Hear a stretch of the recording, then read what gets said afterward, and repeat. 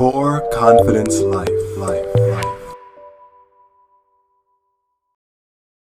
Welcome to the Core Confidence Life podcast. I am your host, Dennis R. Sumlin, coming at you from New York City. We've got a great program for you today. We are on video, so if you are viewing us from YouTube or the Core Confidence Life page itself, you get to see us on video and our guests too. If you are listening to us on Apple or Spotify or anything else like that, well, you got the audio. So just remember to always check the Core Confidence Life page and subscribe to us on YouTube, right? So if you go to coreconfidencelife.com/YouTube, it'll take you right there where you can subscribe to us so you can get the special video podcasts that we put out, as well as the everyday tips and tricks we give you here for higher consciousness and lower stress. And of course, keep updated with our class schedule for our online classes and stuff. So coreconfidencelife.com, go there and do that. On today's podcast, we are talking to Adrian Harrison, and he is a success coach and author for busy professionals. So if you are a busy professional and you're looking for a little work-life balance, or even if you want to reevaluate where you are in life, take stock of where you are and make some really major changes that will put you on a better trajectory, you're going to want to listen to Adrian Harrison. The name of the book is Creating Now, Your Guide for Creative Thinking, Insightful Living, and Comprehensive Success. And so we are going to go and turn to that interview right now.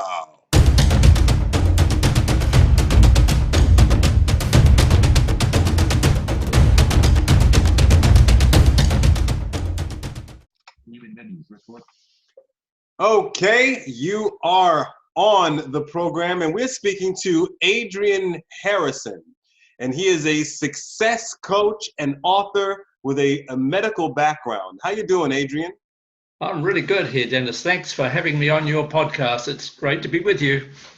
Absolutely, absolutely. So, success coach with a medical background and author. So let's unpack that a little bit. So, yeah, there's a lot of stuff to unpack here. So talk to us a little bit about what you do. What's your specialty? Well, I'm a pulmonary specialist. So that means I look after people with asthma, lung cancer, all that sort of stuff, emphysema. So that's my medical specialty. And I've been doing that for quite a few decades. And then for about the last 15 years, I've been a success coach. My area there is looking after busy professionals, busy people. I'm one of life's busy people, and I relate very well to people who are busy. I understand their problems. And that's really the main part of my working week these days. I spend about 60% of my time as a coach and about 40% as a medical doctor. Okay, so busy people, busy professionals. So what does that mean? What kind of busyness? What busy people, busy professionals, what do you help them do? Well, the main thing I help them do, what I find is that most busy people are so occupied with a particular area that they're focused on, which is usually their working career and their family.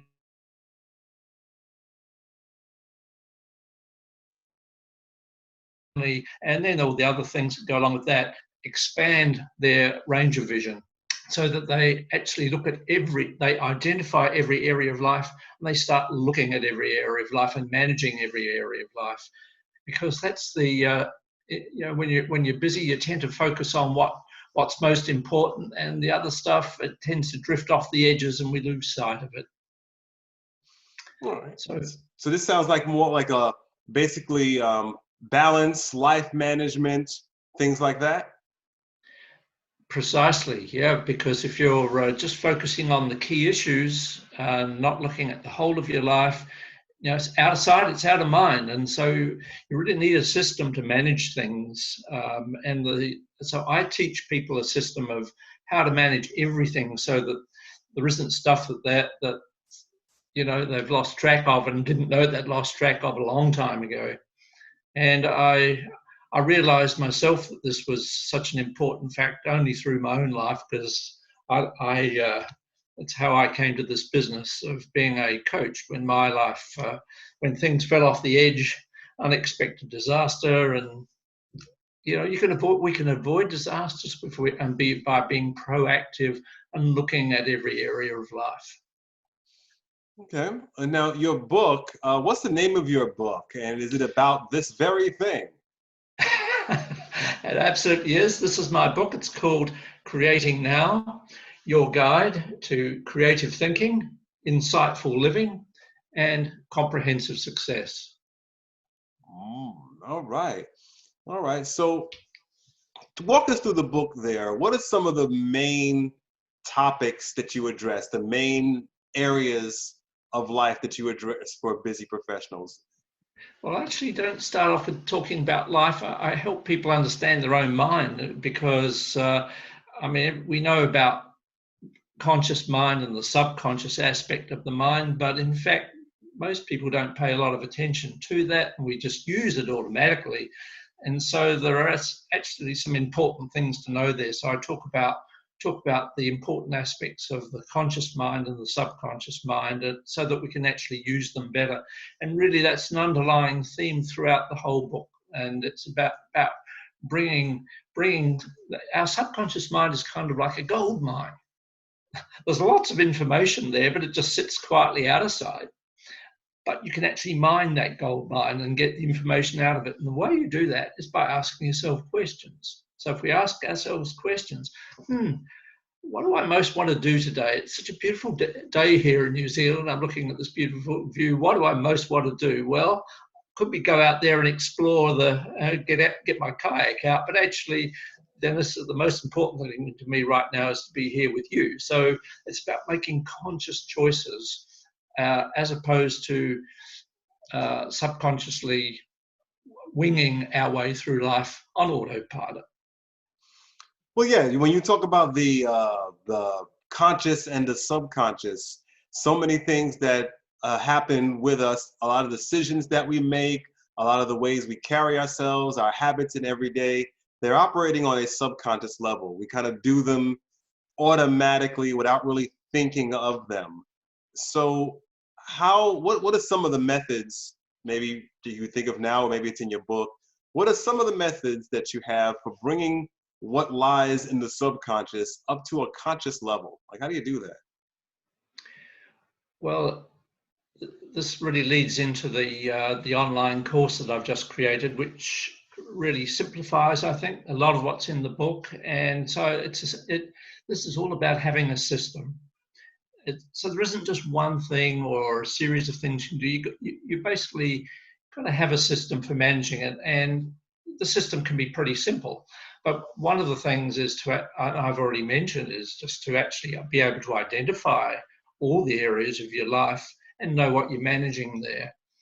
And then the management system, to make ourselves more conscious and more aware, we need to have documents, and documents provide a structure. They provide a structure which anchors our consciousness and allows us to come back to all our thoughts, our plans and goals, to come back to them and expand them and work on them.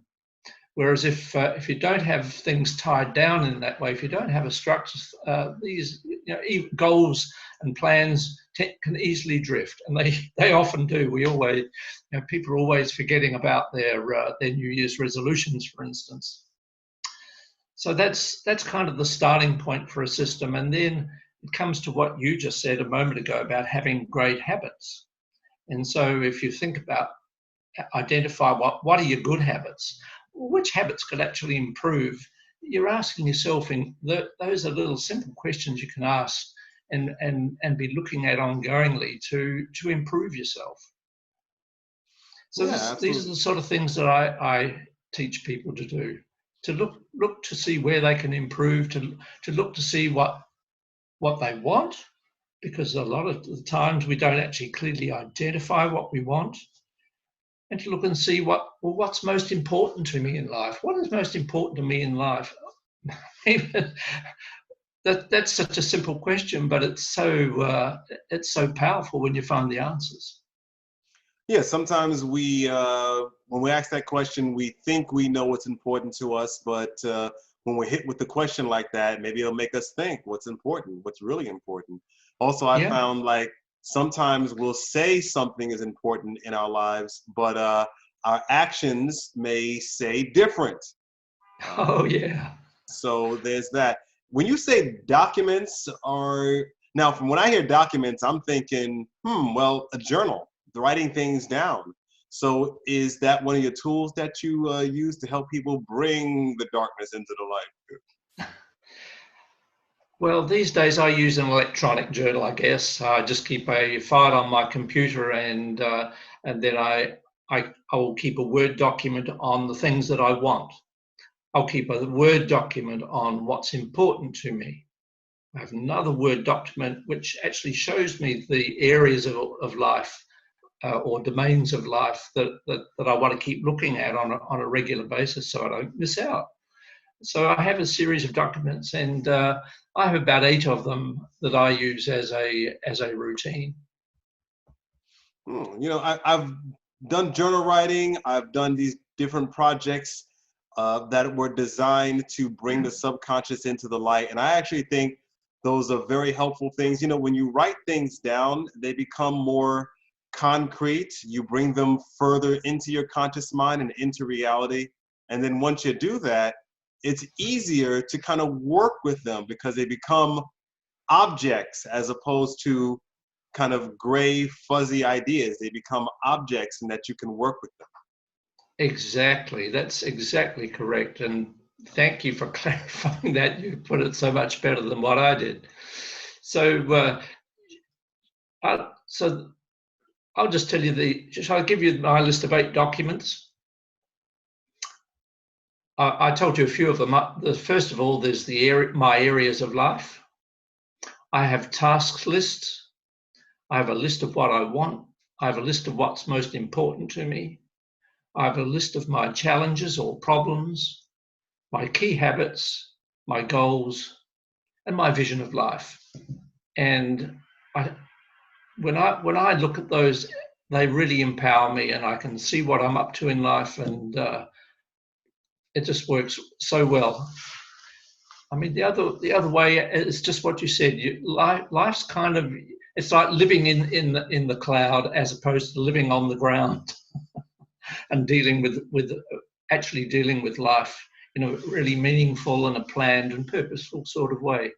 And so that's what I want for my professionals, to bring their expertise, their intelligence, and their purpose, not just to just a few areas of life, but to have it across their whole life. And that way, they can grow their life in a much more rapid way. They can get, it just brings more satisfaction to be managing everything and knowing that you're on top of everything.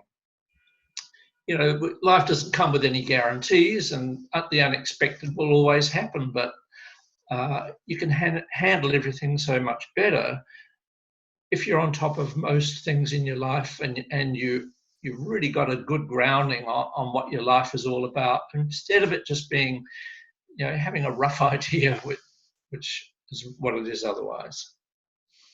Yeah. All right. Well, that definitely is true. So we have the lists, and so these brainstorming lists that you have, you named 8 of them. They kind of like a brainstorming list. So what's more important to me.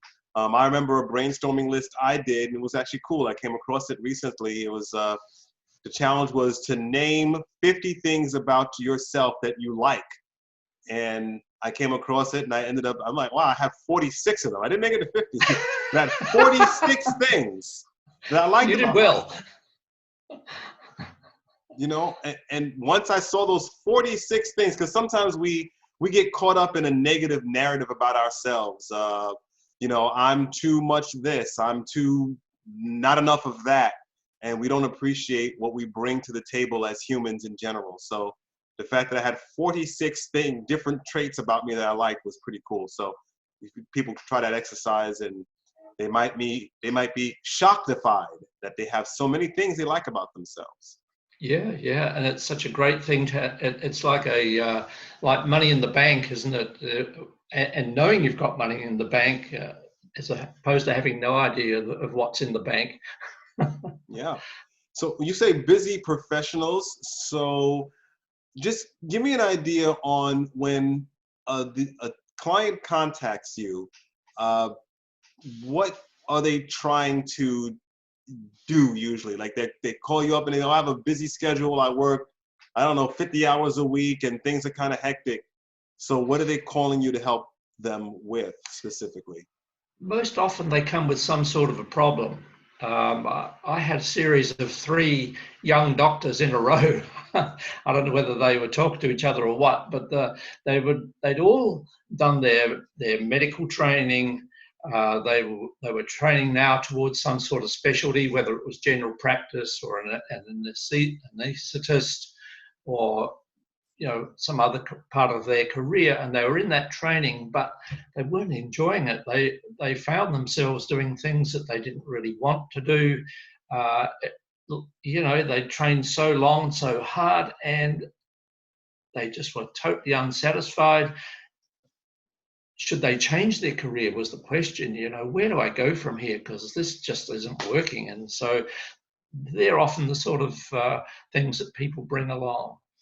um, I've had business people, um, I've had lawyers, and it's always a similar sort of thing. There's sort of they come to like a turning point in their career where they kind of can't put up with this any longer. It might be uncertainty or a threat, and they just don't. They've just got to find a way forward, and that's often the starting point. But there is another group of people as well, Dennis. There's the people who don't come along with that sort of difficult problem, but they really want to accelerate their career, and they want to. They're coming along to move themselves to a higher state of achievement, take their career to their highest. And I love that sort of client too. That's a different sort of challenge. Okay, so I'm hearing 2 things here. One, a set of people have called you feeling like they would like to try to figure out how to change their career, maybe move out of what they're doing now and try to develop a new path, a new career, or a new venture. And I also hear there are people who call you and want to try to improve what they're doing already. How do I accelerate my performance and output? So those are the 2 things I heard so far. Yeah.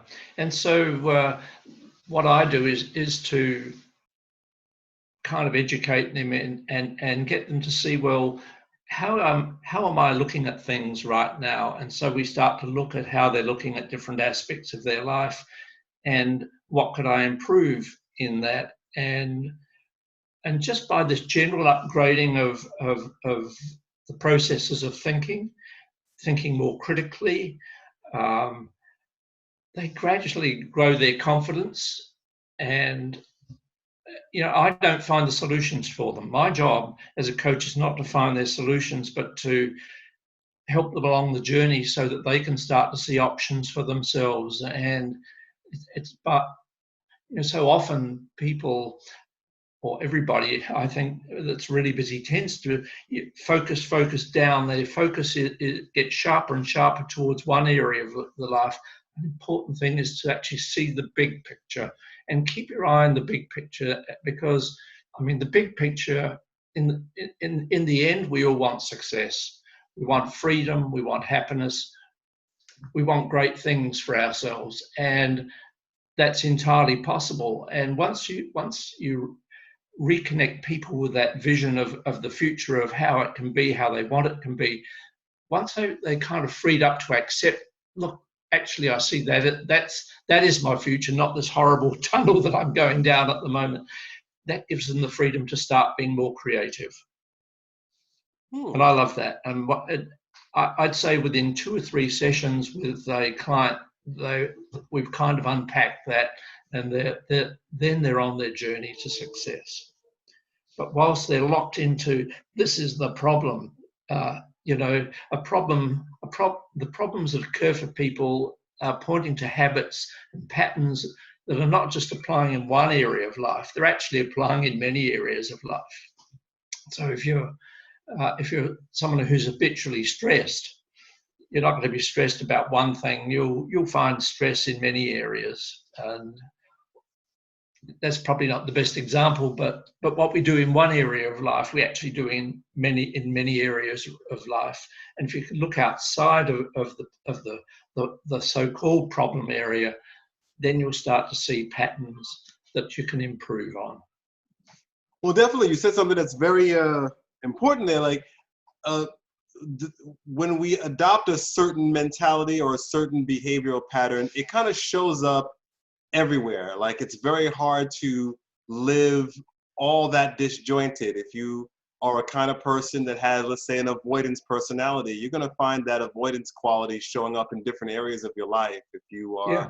If you are hot-headed, you might find hot-headedness activities showing up in different areas of your life. So when you solve or when you improve a quality, it's going to have ripple effects across different areas of your life.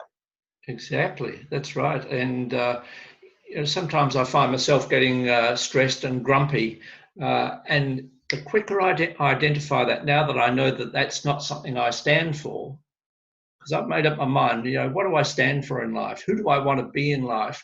And that's another element of bringing people to think about, well, how about their improvement? It's not just about improving the situation, it's about improving yourself too, improving your mental health, improving your degree of happiness. And what I say to people is, you know what your number one priority is? Just be happy. Now that's tough when you're in the middle of difficult things, but happiness gives us access to so much. It's like a gateway to freedom, and if you can access areas where you're happy and then expand on that. So I tell people, well, look, okay, I know you can't think of any. It seems impossible to be happy right now, but let's start with one simple thing. What melts your heart? What is something that melts your heart? And so when people are really trapped and feeling horrible, for me, Dennis, it's the family cat. Something simple like that. I mean, I love my cat. Our cat's 18 years old. She's a smart little cookie. She rules the house. And so when I think of the cat and I can think of cuddling my cat, I tell you, that melts my heart. And when I break through that, when I break through into the area of love, then I can start accessing happiness and freedom and get a different outlook on life. You've got to have these little tricks to break yourself out of negative thinking and negative feeling. So you basically help them channel their thinking into things that they appreciate, things that touch them, things that they're grateful for, Exactly, yeah. And for you, it's the cat. I don't know what. What's that? It's the cat for you, and I would imagine a lot of other people are pleased by pussy. Exactly. So. Well, indeed. Enough said. So that's a great tool you have about focusing people's mind on the positive, channeling their mind. What are you grateful for right now? What makes you happy? What excites you, motivates you? What are those things? What are those objects? What are those thoughts? What are those ideas? And focus on those when you're having rough patches, and focus on those for clarity of where you want to go moving forward. Exactly. And so I ask people to set up their day. Start the day, have a particular simple system to start your day. And the simple one question I ask them to answer is, what is your message to yourself today? And it's a positive message. I want them to give themselves a positive and empowering message. So what is the positive, empowering message you want to give yourself today? I want you to write that down every day of the week. Write down, your message to yourself. And I've done that myself for years, and it is one of the most powerful things you can do. And that way you set up your day, and things go wrong, you put that message, write that message on your phone. If you look on your phone or on your computer and see that a few times a day, look at it at lunchtime, look at it when you've got any sort of a break, and just keep on reminding yourself of your positive message to yourself today. Nobody's telling you what to do. You're doing what you need. You're getting what you need. So that's one powerful thing to do. And another is to, at the end of the day, just to read it again and to evaluate how you did with that, and really affirm that I'll do even better tomorrow. Absolutely. Just Now, simple do things. you do you introduce this as a term? Now, I'm going to call it wordgasms right now, just because I feel like saying wordgasm.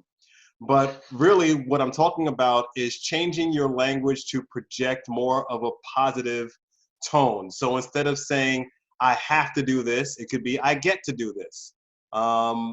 Just kind of changing the language around how we speak about things. That's as a small example, like I said, instead of have to, I get to, and other ways of talking which encourages motivation rather than acting like things are a chore, or just kind of, because I did that, when I was more depressed, when I was more down and out, and I was just being more pessimistic, people would ask me how I'm doing. I'd be like, oh, I'm living, which is obvious because I picked up the phone, right? I'm living. But that didn't really encourage positivity. That didn't even really encourage something uplifting. So I had to purposely change my answer from Yeah. I'm living to something more positive, even if I didn't necessarily feel it at that moment. Because when we start using words that are more empowering, words that are more encouraging towards where we're going, our moods will follow. So so we're going to just call those wordgasms right now. Yeah, that's good. I just add one extra thing to that, and that is to bring awareness to what you're saying, because so often when people say, well, how are you? Oh, I'm fine, or I'm great. It's kind of like an autopilot response. Yeah. I want to take it out of autopilot Mhm. and put it into deliberate and purposeful. You say something deliberately and purposefully. How are you today, Adrian? Hey, I'm great. I'm having a great day. You've and when you put some feeling into that yourself, man, you are having a great day. Oh, You can definitely. Yeah, quickly find definitely. evidence. You can Hmm. quickly find evidence in a millisecond that you're having a great day. You can talk yourself into it. So it's a matter of getting off autopilot, reacting, and being really present and generating in the moment, not sort of being passively allowing your subconscious mind to deliver something for you just because you got to say something. So generate it with some feeling and enjoyment, and you'll get to enjoy it as well as the other person. It contributes to everybody when you're really positive and present, generating in the moment. That's very true. Very true. We got to keep that in mind, because sometimes it's hard to keep that in mind. You just kind of moving through the day. It's kind of hard to keep that in mind, but that's what practice. That's what we practice for, because we have to get these Exactly. new habits. See, the thing is to alter our subconscious. So when we adopt these new habits that you're talking about, we have to consciously do them for a while before those become our new subconscious. Yeah, exactly. So you practice, and it seems hard, and you're not getting anywhere. And you get to the end of the day, you realize, oh, I failed again. Oh man, that was an awful failure. You know, that's judgment. Forget the judgments. Judgments are unhelpful. Just notice you didn't do it so well, and just be determined tomorrow I'm going to do better, and keep on practicing, because as you say, it's like a switch suddenly occurs, and it's automatic and easy. Yeah, absolutely. And you said something very important. Don't judge yourself. Don't do it. All right. You don't be so hard on yourself on the first or second day that you do something, because you're trying to renew your subconscious, and it's not going to happen in 30 seconds. Yeah. You keep judging, you're going to keep the subconscious going. That's absolutely. So we want to try to renew our subconscious because Yeah. really, this our mind and body will do what we want it to do. It just is all about introducing it in a slow, gradual way. And before you know it, bim, bam, boom, you done did it. Yeah. Yeah. And so one of the key elements of my, in my list of areas of life is continuous improvement. I have that as a particular area of life. I don't just have finances, health and well-being, family and friends. An important one for me is continuous improvement. And I look to see every week at that, in that area of life, what can I keep on improving? And it might be that I find, oh look, it's time for a new printer. It might be something material like that. But when I look at myself, I can see, well, this week I was grumpier this week because I was reacting to stress. Damn, I was on autopilot. and and so when I look at that continuous improvement area of life, I can look for it. That reminds me every week to keep on wanting to improve, because it's exciting to be improving. It's boring to be staying the same. If you can keep on improving, and we can, all of us. There's just no limit to how much better we can be as human beings. There's no limit to what we can achieve as people. What sort of success we can have in life, and how we can affect other people positively. And if you're looking at your own continuous improvement, that is a key to success, in my opinion. Exactly. Constant improvement. See, we have to do like a two-step dance. Be grateful for where we are and what we have now, but at the same time, always be looking to make upgrades. And making upgrades doesn't mean you're unhappy this moment necessarily. It No. just means that you want to continuously move forward. And Yeah. both we can do both at the same time. And also remember that your comfort zone feels nice. You're used to it. You know everything. It's your comfort zone. But if you pay close attention to your comfort zone, it really isn't that comfortable. There's probably a bunch of things you don't want to put up with, you're not happy with, things you've settled for, storylines you've been telling yourself. And we get used to the comfort zone because it's familiar, but it really isn't comfortable. I said you're almost quoting my book there. I think you've read my book, Dennis. It's true Yeah, because exactly I've gone through right. the same work. I'm a certified coach as well. I'm a mindset coach, and Yeah, so I've gone through the same thing that you did with writing down your 8 different documents and flushing things out. I did the same thing too. Like comfort zones. Why do they call them comfort zones? Because comfort zones suck. They're not yeah, that comfortable. no, They're that's kind of right. prickly. They're like a lumpy couch. They suck. So let's And eventually, try and to. eventually they can Mhm. explode. Yeah. Eventually they can explode. I have to say that just reminds me that's exactly how I came to be in this business. I was living my life as a busy doctor, and I was just focus on work, making sure I had income coming in. I was looking after my finances. I was looking after my work and writing articles and setting up research and teaching and all this sort of thing. And then I get home and I'd look after my family when I was home, but then I was back at work again. And I was basically on autopilot in everything. I was on autopilot and everything, and eventually, that zone of familiarity that I was in just exploded, and suddenly my marriage ended. Mm. Uh, and you can't, when your life is suddenly blown apart like that, and uh, it takes a long time to recover. Yeah. And I don't want other professionals to have some sort of disaster in their life, whether it be from their spouse getting cancer, or uh, them getting a health problem or a stroke or something that impairs their ability. it's so unnecessary for these big disasters to wreck people's lives. And I hear people coming in burnout all the time. So many of my clients have an element of burnout that it's avoidable.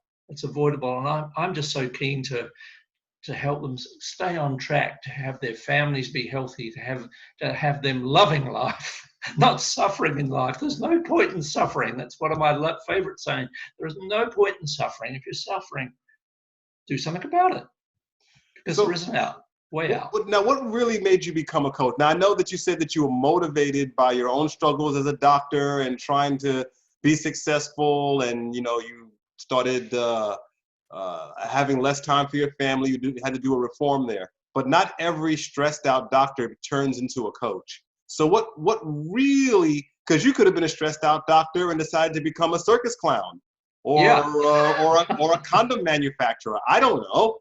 So yeah. what's behind this motivation from your experience that made you jump into wanting to help other people? Well, after this terrible explosion that wrecked my life, a couple of my medical colleagues said to me, "Adrian, you've got to do this course." And I said, "No, yeah, okay, thanks, but no thanks." But they just kept quietly at me, and eventually I did. I went along and did a course. It was the Landmark Forum and so I did that, and I think that was about a 3 or 4 day course. Well, suddenly the lights went on. I suddenly got these distinctions about life, about what integrity was, and how, just that's just one example, and it just ignited my interest. And Dennis, I just haven't stopped. Ever since then, I've gone to many courses. 90% of my reading that's outside of medicine is on self-development, and I just love it, because I think it just opens up people's opportunities from, yeah, it's what I'm passionate about. And I didn't know that passion was there.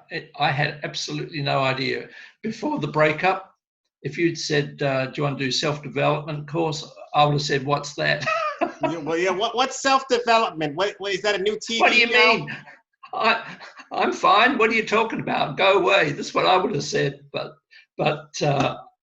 once I got a taste of it, I just couldn't. I just couldn't stop. Once you got a taste of it, you just couldn't stop. So excellent. That's Yeah. so. Obviously, you think that the self-development courses gave you a drastic improvement in put you on a better trajectory. Yeah, I suddenly started understanding myself and who I was as a human being. And I think in comparison, I was almost like a robot on autopilot. I looked like a normal human being. I talked like a normal human being, but really, if I look at it, I was so much on autopilot then and didn't know it. I was totally unaware of it. But now I look critically at. I'm not saying judgmentally, but I look critically at how I'm operating in life, what I'm doing with my day. Am I looking after my body? Am I eating properly? Just simple things like that. When I'm driving, I'm more aware of, well, am I being a considerate driver? Because when I'm running late, I still tend to put the foot down and drive a bit too fast. But within seconds now, I've trained my autopilot to get me to ask, "Hey, Adrian, what do you want here? Is this really going to get what you want? Because I don't want an accident. I don't want to injure somebody else." And so self-development is about being self-aware as much as anything else, and to be looking critically at yourself and looking for improvement, where you can make improvement, and to do that generously, to do it with love. And that is another thing that I find with a lot of my clients, they loving themselves is not something that is there automatically, and that is again a trainable thing. The more we appreciate ourselves and can actually accept ourselves as we are, when we bring love to ourselves, that unlocks love everywhere. How do you do that though? Like if you have a couple if you have a couple tips for everybody, how do you start the process of loving yourself? Just love yourself. Aww. How do you start that process?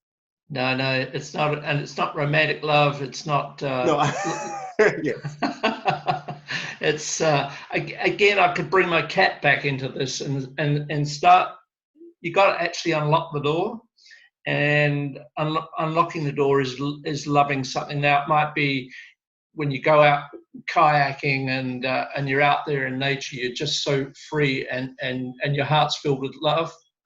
So nature can inspire us to be filled with love. That's why I think how my cat does it for me, or your partner. You know, some people, a lot of people really love their partner. Some don't, but if your partner may be a source of unlocking love, and so I think it's just a matter of bringing your awareness to, well, am I actually loving myself here, or am I not loving myself? And keep looking at that question, and then looking to see, as a habit, how can I love myself more? You know, I'm going to drink less. Going to drink less alcohol because then I'm more aware. I'm off the autopilot, and I'm able to unlock things better when I'm not on substances, because substances absolutely ram us down the tunnel of being on autopilot. You know, that's a great suggestion, method, whatever you want to call it, that you have there.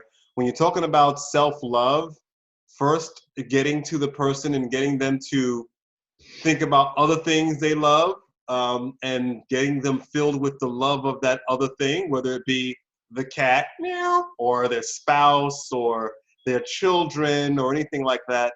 First, get them into the concept of feeling that love, being conscious of that love, and then get them to kind of direct that love back onto themselves. That's great. Excellent. Yeah. Yeah, and another thing that helps there is to actually focus also on compassion, so that you're compassionate towards other people. And so when other people make an idiot of themselves or they're horrible to you, actually be compassionate. You understand them. Start giving yourself that same gift as well. Be a little bit compassionate when you foul up, and so it's about what we said earlier about not being judgmental. The way to be not judgmental is to be a bit compassionate with yourself, and actually that's a distinction. It's probably not something we would think about in normal day-to-day life, but if you actually do think about it, if you write it down, I'm going to be more compassionate with myself. That is an access to loving, and so you're just softening your own heart, and that's another entrance to being more caring, more loving for yourself. Oh, right. Wow. That's great stuff. That was a great suggestions, great tools here. So now, these things are great. Now I want to ask a question here as we move to the close. If people are watching us right now and they're thinking about, oh, it'll be great to love myself, it'll be great to be more conscious, it'll be great to XYZ. What can someone do right now to become more conscious or more loving? At this very moment, what can they do? They switch off their podcast, they stop doing everything, and they just concentrate on their breathing and their heartbeat, and just be totally present to themselves, and start to appreciate themselves as a human being, the success that they've had in their life, how they came to be where they are at this stage, all the successes and achievements that have brought them to this particular spot. You know, you're a great mother, you're a great father, there are so many aspects of life you could think of where you've where a success has come to you, and just appreciate yourself for who you are and where you are in life and the possibilities that life has for you going forward. All right.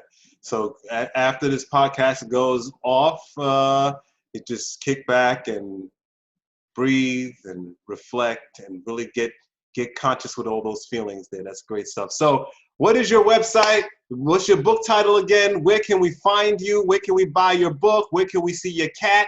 You know, tell us about it. I want to see your cat. Ooh, let me see your cat. So I'll send you a photo. She's actually in the room next door, but no, I'm not going to do that. Leave the kitty cat alone, at least on camera. So yeah, tell us your website, your book, and everything about it. The book is Creating Now by Dr. Adrian Harrison, and it's available on Amazon. That's the best way to get it. They're actually doing it on special at the moment. So Creating Now. You got a website too? What's your website? I'm in a stage of transition. I'm embarrassed to say, Dennis, that my current website is spindoctor.com. But in a month's time, it's going to be, my new website is professionalsbestlife.com. So right. That'll be my web address, Professionals Best Life, because I'm a success coach for busy professionals. Absolutely. And we'll probably link the Amazon link to your book in our show description area, so they can kind of click on it and go to see the book. And if people would like some of the tips that I've given them, like an outline of my Life Mastery Blueprint course, because that's an immediate set of tips that you can implement yourself right now without buying the course, although I'd love you to buy the course. It's going to be available online in a month's time, Life Mastery Blueprint. So you can do it one-on-one you don't have to do it one-on-one with me. It'll be available as an online course, but if you want to do one-on-one with me as well, you'll be able to do that. So that's just another thing that I'm offering from my website. Oh, excellent, excellent stuff. Well, thank you for appearing on the program and sharing us your knowledge and your expertise and really great tips on how to bring more consciousness, reform your subconscious, and become a cat lover. Hey, you're great there, Dennis. Thank you. You're definitely very spontaneous and present there. I can really appreciate that. And I want to thank you so much for having me on your podcast. It's been fun and a privilege to be with you. Thank you very much, sir. I really appreciate that. Thank you. Let's do this again sometime. Cool. Thank you, and bye-bye.